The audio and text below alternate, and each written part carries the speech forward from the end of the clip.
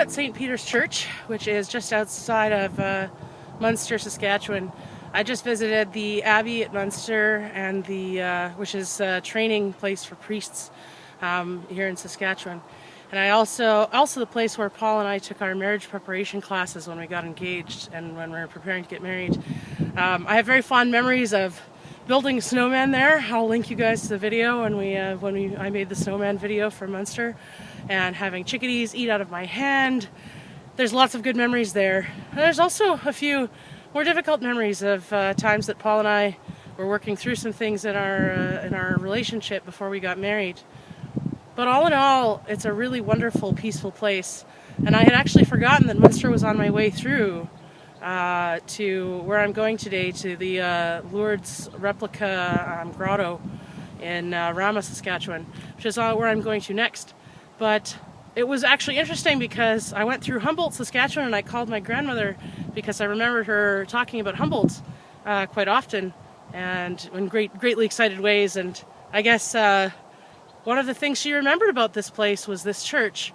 And I'm really sorry I can't go inside today. It's all locked up. If I'd been here just an hour earlier, I probably would have been able to come in right after their daily mass. But there's lots of incredible paintings inside. I'm just really excited to have been able to come down here to Muenster and take a few minutes to enjoy my time checking out this place that has so many memories.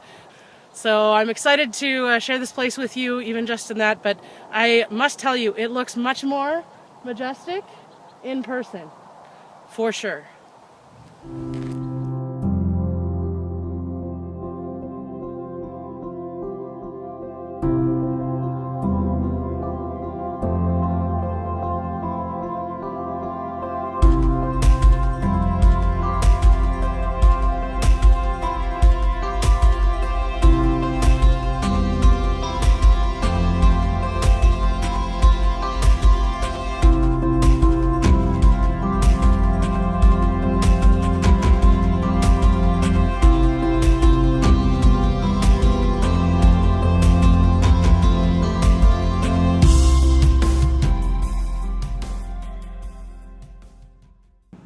159 years ago, just outside of a tiny town in France called Lourdes, which was much warmer than this in February,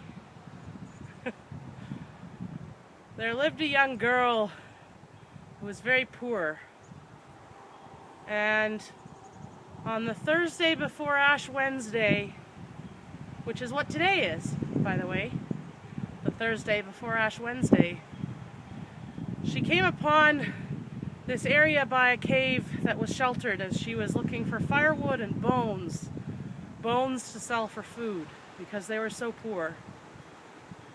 And she came upon this area and she heard this wind noise, this whooshing noise, probably not unlike that noise. And she looked around her and didn't see anything, but she never looked up. And then she heard that noise again, and she looked up and she saw a very young, very petite young woman, all glowing in white with a blue sash, and underneath her feet were yellow roses. And she smiled at her. And the records of the time say that she wanted to make the sign of the cross, but she couldn't because she was frozen in place. She was so shocked. And she went home. She told this to her parents, and her parents beat her because they believed she was lying, and they forbid her to come back. But she came back again. The next time she came back with holy water, and she threw it at the apparition, and she said, "If you're from the devil, if you're not real, go away, I don't want to see you again." But the apparition smiled and bowed to her. She came back over and over again for months, all the way up to the month of August. The apparition began to speak to her, asked her to pray the rosary. She promised her that she would give her wisdom, but not a perfect life. And Over time, new things developed. The apparition asked her to dig near this spot. And when she dug, a well of beautiful, clear, clean water sprang up. That spring is still there today. And the water, when you have the right faith, is said to have healing power, healing for the sick. Today I'm here in Rama, Saskatchewan on an extraordinarily windy and cold February day, 159 years later. The real Lourdes gets 4 to 6 million pilgrims a year. This was the first site that I thought I would try to visit when I came across so many different pilgrimage sites on my road trip this year. This is a grotto that's made as a somewhat replica of the place where all of this happened. Now, on the prairies, when people came over from Europe, none of their original holy sites were reachable anymore. Once you crossed the ocean, you couldn't go back. And so they built their own. There was a man with a devotion to Mary, a priest, and he built this space next to the church. This space also gets hundreds and hundreds of pilgrims every year for various feast days, particularly the feast of Our Lady of Lourdes, which is the title that we give to Mary in the guise that she came to St. Bernadette, who is the woman I was discussing earlier, a very poor young woman. Mary has a habit of appearing to the poorest of the poor. There's the man that saw her, and an image of her was imprinted on his garment. There's this girl Bernadette. There's the girls at Fatima. There's so many women and men of great poverty who have seen Mary. And of course, we know from history that Mary was herself a poor young working woman, and she has great devotion and love for those who have the same life. I'm here today to pray at this shrine, at this grotto, and I hope to find healing here. Healing for my heart, healing for my body.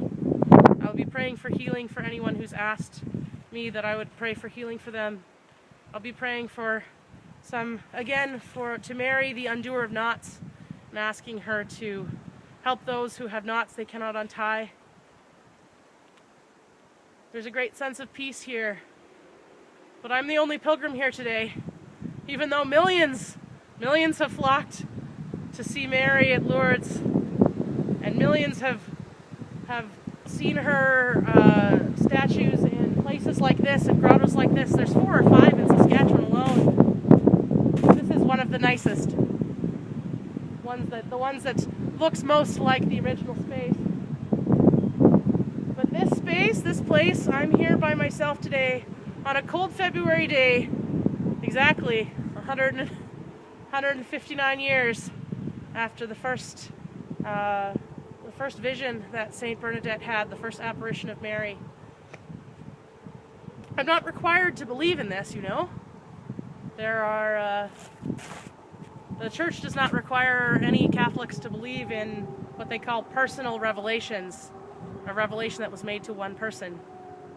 But I have to say, with so many millions coming to see and taste the water, to wash themselves and drink, as the apparition of Mary told Bernadette to do once the spring sprung up from the ground, I think it makes sense for me to believe. And so today I come believing that Mary will listen to me as I'm here today in this place that's made in her honor. That little diminutive woman, Bernadette said she wasn't much taller than she herself was, and she was under 5 feet tall. She said she was petite and graceful. And when we say the Hail Mary, we always say that she's full of grace. Now, I know that wasn't supposed to be about her person, but I always imagined her as a very graceful woman. I've always sought to have a kind of grace in the way I've moved, in the way that I encounter others. I hope that today I'll get just a little bit more of that grace in coming to see her here.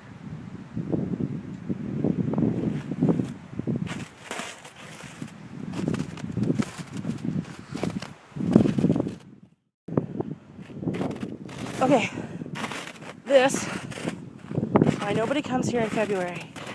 It is freezing cold. I have been fasting all morning, and I'm here almost 2 hours later than I thought I would be. So I am viciously hungry, struggling through the snow. I think this is the first time I have felt anything of struggle in being a pilgrim. It's pretty mild, but I'll take it.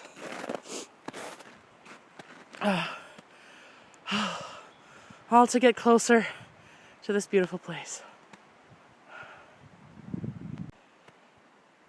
Here we have this wonderful statue of Saint Bernadette falling to her knees as she witnesses the apparition of Mary in the alcove.